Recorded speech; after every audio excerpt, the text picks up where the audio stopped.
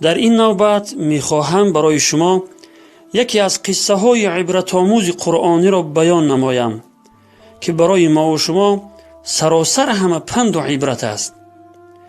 قصه گاو بنی اسرائیل که حتی درازترین سوره قرآن کریم البقره نام نهاد شده است که معنایش گاو است و مراد از آن گاو بنی اسرائیل است که قصه آن در همین سوره بیان شده است.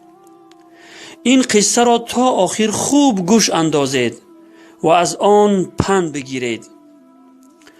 در تفسیر ابن کثیر رحمه الله آمده است ابن عباس، عبیده سلمانی، ابوالعالیه، مجاهد و دیگر بزرگان سلف می فرمایند در زمان موسی پیامبر علیه السلام مرد ثروتمندی بود که به سن پیرانسالی رسیده بود ولی بغیر از پسران برادرش هیچ وارثی نداشت. پسران برادرش به مال او خیلی طمع زیاد داشتند و آرزو میکردند که تیزتر بمیرد و مال و ثروتش به آنها برسد. بالاخره یکی از آنها سوی قصد به جان عمویش کرده شبانگاه او را به قتل میرساند و جسدش را برده در یک محله دیگر میپرتاید. وقتی صبح می شود در بین مردم فتنه بزرگ برپا می شود و حتی قریب کارشان به قتل و خونریزی می رسد. برادرزادگان کشته شده اهل آن محله را به قتل عمویشان گمانبر می دانستند و از آنها خونبهای عمویشان را طلب می کردند، اما آنها این کار می کردند. بالاخره بزرگان قوم گفتند چرا جنگ و نزاع می کنید در حالی که در بین ما موسی پیامبر وجود دارد؟ پس بروید از او بپرسید. وقتی آنها به نزد موسی پیامبر علیه السلام رفتند و از او درخواست کردند که قاتل را معلوم کند، موسی پیامبر علیه السلام از خداوند خواست و خداوند به آنها حکم کرد که گاو را ذبح کنند. از اول قصه تا اینجا روایات با کم اختلاف نقل شده است، اما حاصل این قصه را خداوند چنین بیان می کند: استعیذ بالله و اذ قال موسی لقومه ان الله یأمرکم ان تذبحوا بقره قالوا اتتخذنا هزوا قال اعوذ بالله ان اکون من الجاهلین. و بیاد آورید زمانی را که موسی به قوم خود گفت خداوند به شما دستور می دهد که گاو را ذبح کنید. گفتند آیا ما را مسخره می کنی؟ موسی گفت به خدا پناه می برم از این که از نادانان باشم. ابن عباس، مجاهد، ابوالعالیه و دیگر بزرگان سلف می فرمایند که اگر آنها حکم خدا را پذیرفته بدون وصف معین یگان گاو را ذبح می کردند مقصود حاصل می شد، ولی آنها بر خود سختگیری کردند و خداوند هم بر آنها سختگیری کرد. قالوا ادع لنا ربك يبين لنا ما هي قال انه يقول انها بقرة لا فارض ولا بكر عوان بين ذلك فافعلوا ما تؤمرون. گفتند از خدای خود بخواه که برای ما روشن کند که آن چگونه گاوی است. موسی گفت خداوند می فرماید آن گاوی است که نه پیر و نه جوان بلکه میان سال بین این دو باشد، پس آنچه به شما دستور داده شده است انجام دهید. قالوا ادع لنا ربك يبين لنا ما لونها قال انه يقول انها بقرة صفراء فاقع لونها تسر الناظرین. گفتند از پروردگارت بخواه تا برای ما روشن سازد رنگ آن چگونه است. موسی گفت خداوند می فرماید آن گاو زرد پررنگ است که بینندگان را شاد می کند. قالوا ادع لنا ربك يبين لنا ما هي ان البقرة تشابه علينا و انا ان شاء الله لمهتدون. گفتند از پروردگارت بخواه تا برای ما روشن سازد که آن چگونه گاوی است.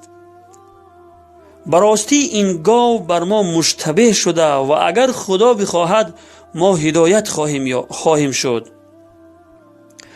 قال إنه يقول إنها بقرة لا ذلول تثير الأرض ولا تسقي الحرث مسلمة لا شية فيها قالوا الآن جئت بالحق فذبحوها وما كادوا يفعلون. موسی گفت خداوند می فرماید آن گاوی است که نه برای کشت زمین رام شده و نه برای زراعت آبکشی کند، به عیب است و یک رنگ و در آن خالی نیست. اینک سخن درست آوردی. پس گاو را سر بریدند، یعنی ذبح کردند و نزدیک بود که این کار را نکنند. و اذ قتلتم نفسا فادارأتم فیها والله مخرج ما کنتم تکتمون. و به یاد آورید هنگامی را که فردی را کشتید، آنگاه درباره او به نزاع پرداختید و خداوند آشکار کننده آن چیزی است که پنهان می کردید.